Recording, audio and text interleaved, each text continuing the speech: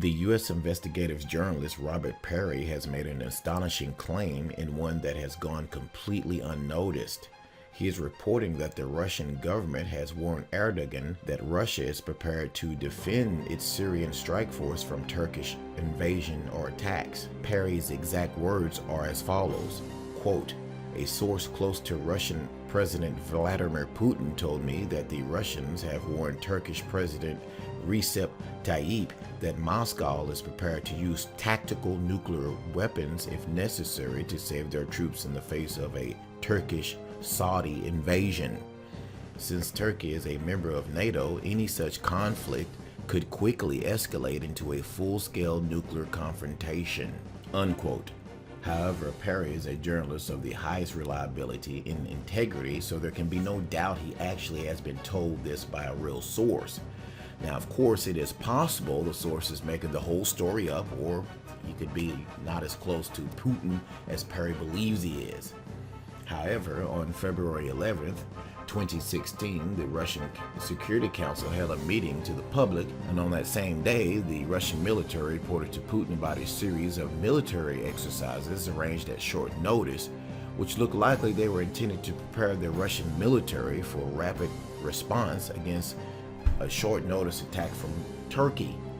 If a warning really was given, it might have been given either on that day or possibly on the day after, to coincide with the military exercises that were directed toward Turkey. The meeting of the Security Council would in that case have been convened to discuss and authorize it.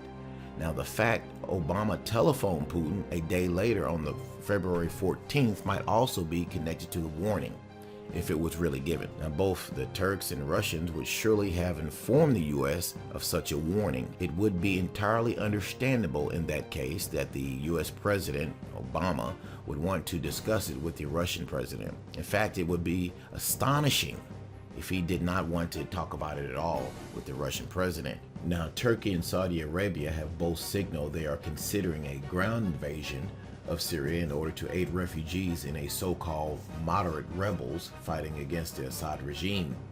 Last week, Turkish officials called for a safe zone to be established within Syria to allow refugees to flee Russia's advance, although the United States argued that such a corridor could not be set up without a no-fly zone.